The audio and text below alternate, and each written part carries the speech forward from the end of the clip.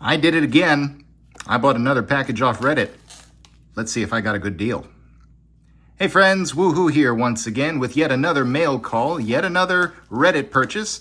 I figured it's a bunch of world coins, well, I know it's a bunch of world coins. What am I saying? I just wanted to take you all along for the ride and see what I got. So let me stabilize the camera and we'll get this open. Let's see what I got. All right, we're in a little bit close here, but I'm going to very carefully cut this open and we will see what we got.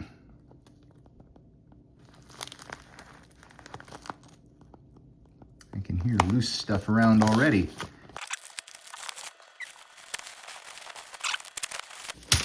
Okay. Well, let's start with the obvious here.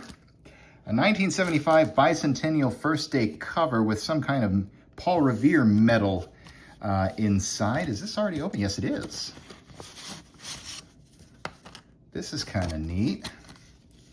So a historical sketch, 1975 PNC, Paul Revere, with biographical information and a little token as well. So this would have been for the bicentennial, and then there were some commemorative stamps that went along with it. But Lexington and Concord, the shot heard round the world. American Revolution bicentennial. That's pretty neat. It had an official U.S. Mint packaging on it, or at least Department of the Treasury, so we know at least it was official somewhat. And that's some more information about the reverse that you saw on that medal just then, so you can pause and read that on your own time. And then the 200th anniversary stamps of the Armed Forces of the United States. That's pretty neat. All right. Well, I don't know how much that's going for nowadays, but hey, that's a nice little package there. So I'm gonna put this back, and then we'll dive into what we see in the big old bag here. See a couple of slabs, a couple of stuff in flips. Let's just pour this out and see what is all in here. Oh boy, okay. Tell you what I'm gonna do. Oh, that's kind of neat. Oh, there's 3 of them here. Okay, so I'm gonna put these aside, and let's see, we had another little, a little medallion there. That's kind of neat. Tell you what, I am going to sort all of this stuff by country and have it all cleanly laid out on the table, and I'll bring you right back when I've done all of that. Okay, well, as you can see here, I've got things more or less sorted by country. It's a pretty good spread overall. How do I want to do this? Let me start over here with this thing that is not actually technically a coin. This is a Truman medallion made of bronze, as it says right there. We've got Harry Truman on the front. Pick that up, and we see the Truman National Historic Site in Independence, Missouri, right there. So that's pretty neat. We have a couple of coins in slabs right here. I have no idea why anybody would want to slab a 1943 San Francisco minted steel cent, or for that matter, a Romanian 1 bon from 2010. But there you go. Those are low value world coin slabs there. Let's see, what else do we have over here? These caught my attention because these capsules rather, certainly have seen better days. But I'm going to put that down, and I'm actually going to zoom in so I can show you there. This right here, there's 3 of them. Liberian $5 coins commemorating, or memorializing, I suppose, the attack on Pearl Harbor on December 7, 1941. So 3 of those in uncirculated condition. I've heard those can actually fetch some decent value on eBay, so you never know. Nice to have some of those. I might want to replace the capsules. As you can see, we may have a little bit of a problem keeping them in there. There are some coins over here that are still circulating currency. We have some from the UK right there, these two older 5 and 10 pence coins, but we have 8 pence in circulating change and 2 round pound coins featuring the Welsh leek. These were demonetized in 2016. Right above that, we have 2 francs and 10 rappen from Switzerland, so that's worth about a little over $2 right there. Some euro coinage, 26 cents there. Germany, Greece, and I believe Italy on the national obverses there. We have a Chinese dime, Yi Jiao from the year 2000, basically is 10 cents over there. What else we got? Hong Kong $1, back when it was still a British possession, 1978. A Bahamian nickel with the pineapple, 1975. This right here is kind of interesting. 1957, 10 francs from West Africa from the 50s. This is from Ukraine, is still circulating currency. 1 hryvnia from 2001. I have the lower denomination stuff, but I did not have one of these before, so that was kind of neat. Some Canadian change up here, 3 older Canadian cents. This one over here, 1940, with King George VI on it. It's not the only time he'll pop up here either. Some very, very nice 1963 and 64 nickels. As a 1960 Canadian cent with some luster on it. This was kind of neat right here. This is a Newfoundland cent from 1941. Shame about the obverse there, but King George VI appears there once again. But that's a coin I didn't have before, so that was kind of neat. And this was one of the high points right there. 25 cents with the, I believe it's a Bobcat, 1867 to 1967, the 100th anniversary of Canada. And this coin right here is, in fact, silver. I believe 80% silver. Or there may be some, like the dimes, that were minted in 50%. So either way, I got a silver Canadian quarter. I can't get mad at that, to borrow a phrase heard elsewhere on YouTube. And then some circulating Costa Rican change, 330 colones in total. 100 Colombian pesos right next to it. Not worth very much, but it's a denomination I did not have. What on earth is that? Is that supposed to be a tree? A plant of some kind? Because I think the other ones have animals on them. Nonetheless, 1 rand from South Africa from 2008, a little bit more modern, with a different legend than what I'm accustomed to. I know they have different languages printed on their coins. This might just be one of those other ones. And then an older South African cent right here, 1961,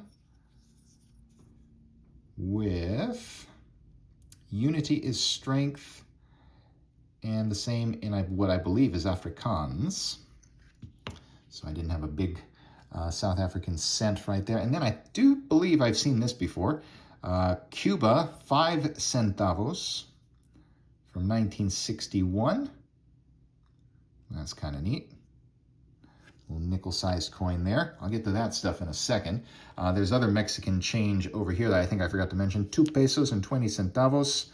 But this 20 centavos coin is a variant that I do not have. It's the older aluminum bronze type, before they started reusing the punched-out steel cores of the bimetallic pesos to make centavo coins.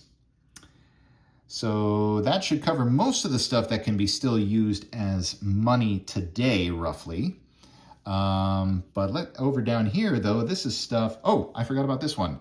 101 from South Korea, 1973. I think I already have this particular year, but it's an older design that doesn't come up in circulation that much, so that was kind of neat. This stuff over here can still be exchanged for euros, technically speaking. 16 German Pfennigs right here, heavily circulated, so probably wouldn't be worth a whole lot more than the 8 euro cents. This is always interesting for me to see. An Irish punt, £1 from 1994.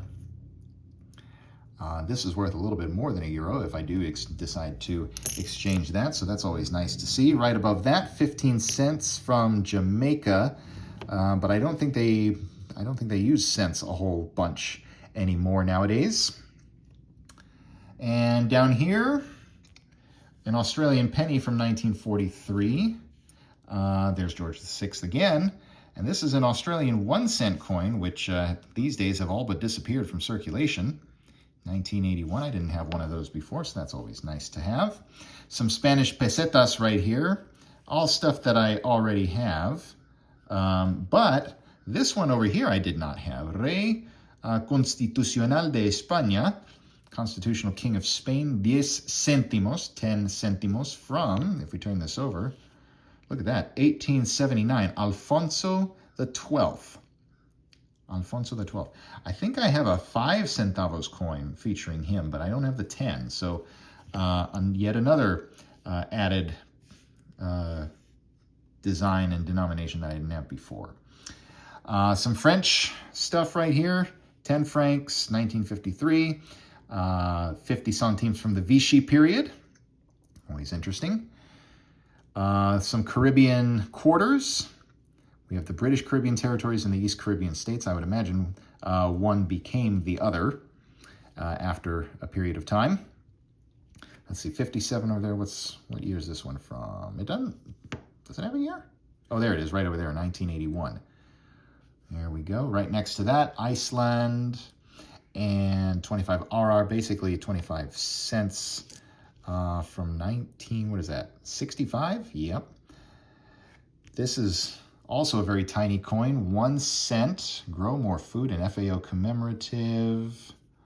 What is this? It's got Queen Elizabeth on it. Seychelles, 1972. There's a place I don't get a whole lot from. That's kind of neat. And Ceylon, what is now Sri Lanka, 1 cent, 1940. There's King George VI again. But that's also another denomination that I didn't have previously. Some more pre-Euro stuff over here. We've got Belgium, we've got Greece, and this is actually, this 10 lepta coin right here. It's actually a lot older than I thought, 1922. Look at that. That's pretty neat. Some Argentinian pesos from a while back, 1962 and 1980. I don't think that you can spend these anymore. I'm gonna get to that one in a second here. A pretty beat up Italian 20 lire from 1973. We have plenty of pesos bolivianos from Bolivia. But this is not the Boliviano itself that is in circulation today, so can't spend these anymore, but pretty chunky world coins. A Guatemalan quetzal, which actually should have been in the other pile, which could be used as money from 2006. I'm gonna stick that over there. Some Mexican stuff that can't be used anymore. We have a 10 centavos from the 70s, a pretty well-circulated peso from 1980. But this one over here was another reason I picked up this package. 1 peso, 1950 from Mexico. It doesn't say on here, but there is a small percentage of silver in this coin as well. I think 30% if I'm not mistaken.